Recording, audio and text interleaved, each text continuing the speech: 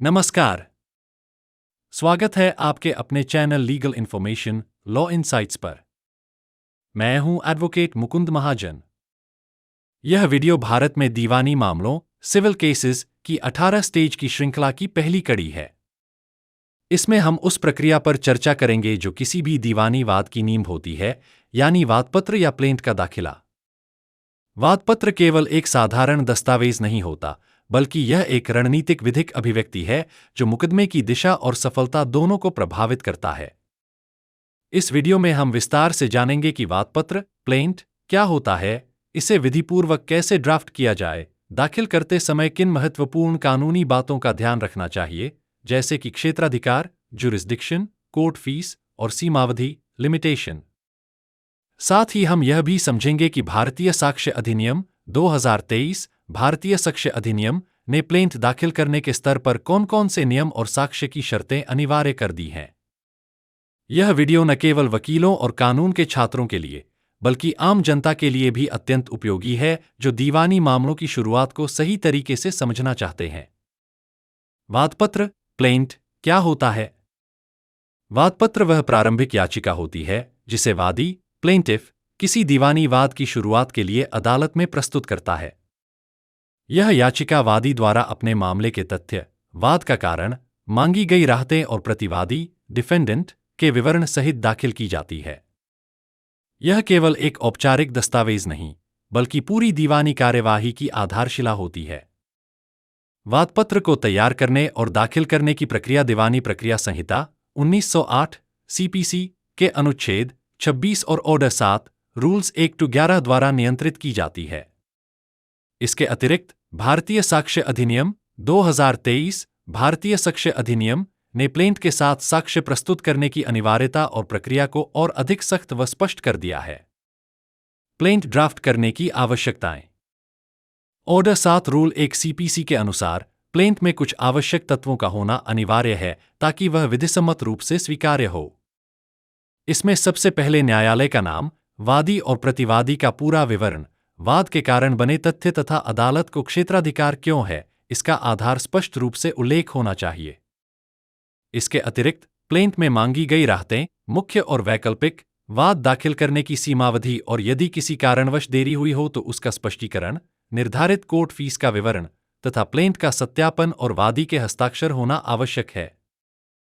साथ ही प्लेंट को अधिक प्रभावी और स्पष्ट बनाने हेतु घटनाओं की कालानुक्रमिक सूची, उपयोग में लिए गए दस्तावेजों की सूची तथा यदि आवश्यक हो तो अंतरिम राहत इंटरिम रिलीफ की मांग भी शामिल की जा सकती है। इन सभी तत्वों का समावेश एक विधिपूर्वक तैयार प्लेंट को मजबूत बनाता है और न्यायालय में उसकी स्वीकार्यता सुनिश्चित करता है। क्षेत्राधिकार जुरिस्डिक्शन। किसी भी दीवानी वाद को दाखिल करने से पहले यह तय करना अत्यंत आवश्यक होता है कि कौन सी अदालत उस वाद को सुनने के लिए सक्षम कंपिटेंट है। क्षेत्राधिकार मुख्यतः 3 आधारों पर निर्धारित किया जाता है: भौगोलिक, मूल्य आधारित और विषय वस्तु आधारित।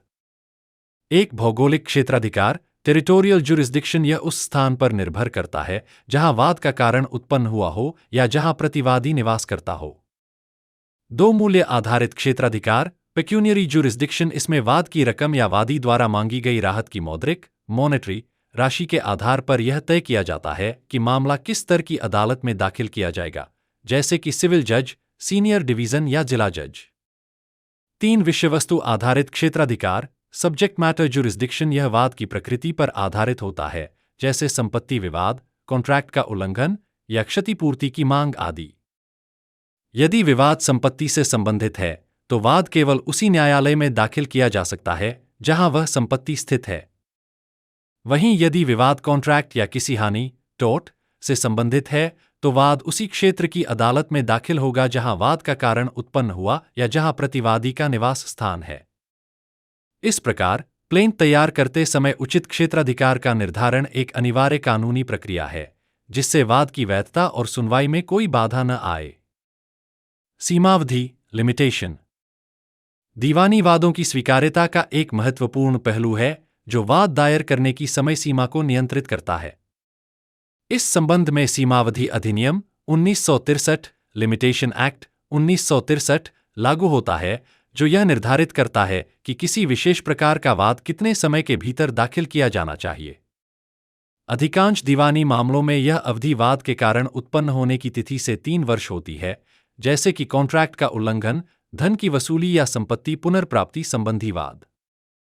यदि वादी किसी कारणवश इस निर्धारित समयावधि के भीतर वाद दाखिल नहीं कर पाता, तो उसे अनुच्छेद 5 के अंतर्गत विलंब के लिए देरी माफ करने की याचिका, कंडोनेशन ऑफ डिले एप्लीकेशन, दाखिल करनी होती है, जिसमें देरी के लिए उचित और स्पष्ट कारण बताना अनिवार्य होता है। सीमावधि का पालन न करने पर प्लेंट तकनीकी आधार पर खारिज हो सकता है, भले ही मामला कितना भी मजबूत क्यों न हो। अतः वाद दायर करते समय सीमावधि की जांच करना एक आवश्यक और प्राथमिक कदम होता है। कोर्ट फीस और वाद मूल्यांकन, कोर्ट फीस वैल्यूएशन। किसी भी दीवानी वाद की विधिपूर्वक प्रस्तुति के लिए प्लेंट के साथ उपयुक्त कोर्ट फीस का भुगतान करना आवश्यक होता है। यह प्रक्रिया कोर्ट फीस अधिनियम 1870 तथा वाद मूल्यांकन अधिनियम 1887 द्वारा नियंत्रित होती है। इन अधिनियमों के अंतर्गत वाद की प्रकृति और उसमें मांगी गई राहत के आधार पर आवश्यक कोर्ट फीस निर्धारित की जाती है। प्लेंट दाखिल करते समय वादी को संबंधित अदालत के नियमों के अनुसार कोर्ट फीस स्टाम्प के रूप में यह शुल्क चुकाना पड़ता है। विशेष रूप से वसूली, रिकवरी, निषेधाज्ञा, इंजंक्शन, विभाजन, पार्टीशन जैसे मामलों में कोर्ट फीस की गणना के लिए अलग अलग प्रावधान होते हैं, जो राज्य विशेष के नियमों और दावे की राशि या संपत्ति के मूल्य पर आधारित होते हैं। यदि प्लेंट के साथ दी गई कोर्ट फीस अपर्याप्त या त्रुटिपूर्ण पाई जाती है, तो न्यायालय उसे ऑर्डर 7 रूल 11 सीपीसी के तहत अस्वीकार या खारिज, रिजेक्ट कर सकता है।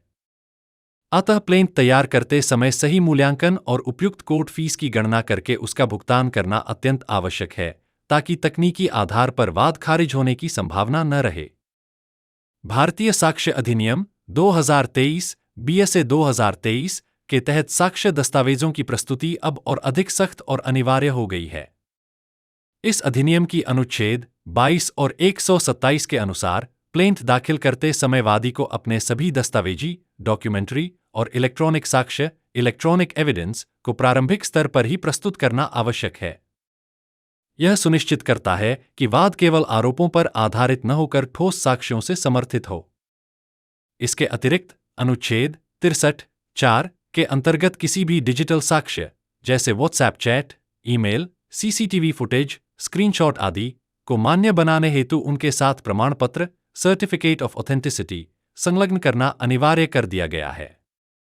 यदि यह प्रमाण पत्र संलग्न नहीं किया गया, तो न्यायालय ऐसे साक्ष्यों को अमान्य घोषित कर सकता है। उदाहरण के तौर पर प्लेंट के साथ संलग्न किए जा सकने वाले दस्तावेजों में शामिल हैं बिक्री विलेख, सेल डीड, कॉन्ट्रैक्ट की प्रति, copy of agreement contract, WhatsApp chat और उसके साथ प्रमाण पत्र, ईमेल संवाद, ईमेल थ्रेड्स, फोटोग्राफ्स और अन्य दृश्य साक्ष्य। इस प्रकार प्लेंट की विश्वसनीयता और साक्ष्य की पुख्ता प्रस्तुति अधिक आवश्यक और निर्णायक बन गई है। इसलिए वाद दाखिल करते समय सभी साक्ष्य दस्तावेजों को विधिवत रूप से संलग्न करना अब केवल विकल्प नहीं, बल्कि अनिवार्यता है। वकालतनामा और हल्फनामा, वकालतनामा एफिडेविट। किसी भी दीवानी वाद के साथ कुछ आवश्यक दस्तावेजों का संलग्न होना कानूनी दृष्टि से अनिवार्य होता है, जिनमें प्रमुख हैं वकालतनामा और सत्यता का हल्फनामा। प्लेंट दाखिल करते समय यदि वादी किसी अथॉरिटी के माध्यम से कार्यवाही कर रहा है, तो उसे संबंधित वकील को अधिकृत करने के लिए वकालतनामा दाखिल करना अनिवार्य होता है। यह दस्तावेज वादी और उसके वकील के बीच एक विधिक अथॉरिटी प्रदान करता है, जिससे वकील न्यायालय में वादी की ओर से कार्यवाही कर सकता है। साथ ही सीपीसी के ऑर्डर 6 रूल 15 के अनुसार प्लेंट के साथ सत्यता का हल्फनामा, एफिडेविट ऑफ ट्रूथ, दाखिल करना भी अनिवार्य कर दिया गया है। इस हलफनामे में वादी यह घोषणा करता है कि प्लेंट में उल्लेखित सभी तथ्य सत्य, विश्वास योग्य और उसके स्वयं के ज्ञान व विश्वास पर आधारित हैं। इस प्रकार वाद के प्रारंभिक स्तर पर ही प्लेंट की प्रामाणिकता और ईमानदारी को सुनिश्चित करना न्यायिक प्रक्रिया का आवश्यक अंग बन गया है। वकालतनामा और हल्फनामा दोनों दस्तावेजों की अनुपस्थिति में वाद तकनीकी रूप से अधूरा माना जा सकता है, जिससे उसकी स्वीकार्यता पर प्रभाव पड़ सकता है। कोर्ट में प्लेंट की प्रस्तुति और जांच, presentation and scrutiny by court registry. जब प्लेंट को सभी आवश्यक विवरणों, दस्तावेजों और कोर्ट फीस के साथ तैयार किया जाता है, तब उसे संबंधित कोर्ट की रजिस्ट्री, कोर्ट रजिस्ट्री, के समक्ष प्रस्तुत किया जाता है। रजिस्ट्री का कार्य केवल दस्तावेज स्वीकार करना नहीं होता, बल्कि वह प्लेंट की विधिपूर्वक जांच, स्क्रूटिनी, करती है। इसमें वह प्लेंट के फॉर्मेटिंग, क्षेत्राधिकार, ज्यूरिसडिक्शन, कोर्ट फीस की पर्याप्तता, संलग्न दस्तावेजों की पूर्णता तथा अन्य तकनीकी पहलुओं की सावधानीपूर्वक समीक्षा करती है। यदि रजिस्ट्री को यह संतोष होता है कि प्लेंट सभी नियमों का पालन कर रहा है और दस्तावेज विधिवत प्रस्तुत किए गए हैं, तो वह प्लेंट को स्वीकार कर वाद संख्या, केस नंबर, प्रदान करती है और वाद को सुनवाई के लिए सूचीबद्ध किया जाता है। किंतु यदि कोई त्रुटि, कमी या तकनीकी दोष पाया जाता है, जैसे अधूरी जानकारी, गलत कोर्ट फीस, आवश्यक दस्तावेजों की अनुपस्थिति या अनुचित क्षेत्राधिकार, तो प्लेंट को या तो आपत्तियों, ऑब्जेक्शंस सहित सुधार हेतु वापस किया जाता है या फिर अस्वीकृत कर दिया जाता है। इसलिए प्लेंट प्रस्तुत करते समय इसकी विधिक पूर्णता और तकनीकी शुद्धता सुनिश्चित करना वादी और वकील दोनों की जिम्मेदारी होती है। प्लेंट खारिज होने के सामान्य कारण।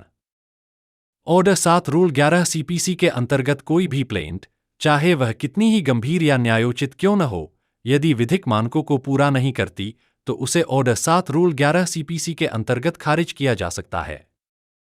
इस प्रावधान के तहत न्यायालय के पास यह अधिकार होता है कि वह प्रारंभिक स्तर पर ही ऐसे वादों को अस्वीकार कर दे जो तकनीकी या कानूनी रूप से दोषपूर्ण हो। प्लेंट खारिज होने के प्रमुख कारणों में शामिल हैं: 1. वाद का स्पष्ट कारण न होना, नो कॉज ऑफ एक्शन। यदि प्लेंट में यह स्पष्ट नहीं किया गया है कि वादी का मामला किस कानूनी आधार पर खड़ा है, तो अदालत इसे खारिज कर सकती है। 2. कानून द्वारा वर्जित वाद, बार्ड बाय लॉ। यदि प्लेंट ऐसा वाद प्रस्तुत करता है जो विधि द्वारा स्वीकृत नहीं है या किसी अन्य कानून के तहत प्रतिबंधित है, तो उसे अस्वीकार किया जा सकता है। 3. सीमावधि पार होना, टाइम बार्ड सूट। यदि वाद तय समयावधि के बाद दायर किया गया है और देरी का कोई वैध कारण नहीं बताया गया है, तो यह लिमिटेशन एक्ट के अंतर्गत अमान्य माना जाएगा। 4. पर्याप्त कोर्ट फीस न देना, इनसफिशिएंट कोर्ट फी। यदि प्लेंट के साथ निर्धारित कोर्ट फीस नहीं दी गई है, तो यह तकनीकी दोष प्लेंट की स्वीकार्यता को प्रभावित कर सकता है। 5. सत्यापन या हस्ताक्षर अधूरे होना, यदि प्लेंट पर वादी के हस्ताक्षर नहीं है या सत्यापन विधिपूर्वक नहीं किया गया है, तो यह भी एक गंभीर त्रुटि मानी जाती है। इन बिंदुओं को ध्यान में रखते हुए प्लेंट को सावधानीपूर्वक तैयार करना आवश्यक है, ताकि वह प्रारंभिक स्तर पर ही अस्वीकृति का शिकार न बने और न्यायिक प्रक्रिया सुचारू रूप से आगे बढ़ सके। उदाहरण मामला: संपत्ति पुनः प्राप्तिवाद, suit for recovery of possession of property. मान लीजिए कि किसी व्यक्ति को उसके ही रिश्तेदार ने धोखे से या बलपूर्वक उसके मकान से बाहर निकाल दिया है। ऐसी स्थिति में वादी को संपत्ति पुनः प्राप्त करने, रिकवरी ऑफ पोजेशन, हेतु न्यायालय में प्लेंट दाखिल करनी होती है।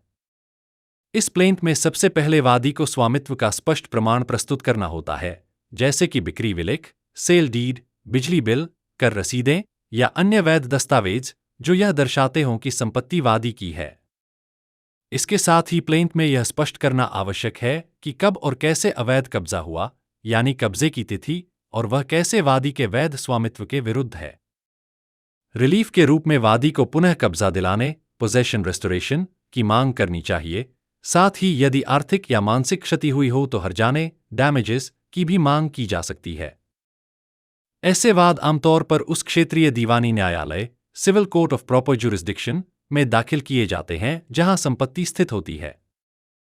प्लेंट के साथ सभी प्रासंगिक दस्तावेजों की प्रतियां संलग्न करनी होती हैं और कोर्ट फीस वाद मूल्यांकन के अनुसार अदा की जानी चाहिए। यह उदाहरण दर्शाता है कि एक सही तरीके से तैयार किया गया प्लेंट कैसे वादी को न्याय दिलाने की दिशा में पहला और महत्वपूर्ण कदम बनता है। प्रैक्टिकल सुझाव, pro tips for drafting a strong plaint. एक प्रभावी और विधिपूर्वक प्लेंट तैयार करना एक कला और विधिक रणनीति दोनों है। इसलिए वकीलों और वादकारियों को कुछ महत्वपूर्ण व्यावहारिक बातों का ध्यान रखना चाहिए। सबसे पहले, प्लेंट की भाषा स्पष्ट, तटस्थ और पूरी तरह तथ्य आधारित होनी चाहिए। इसमें अनावश्यक भावनात्मक, आरोपात्मक या अपमानजनक भाषा से बचना चाहिए, क्योंकि अदालत केवल तथ्यों और कानून के आधार पर निर्णय देती है।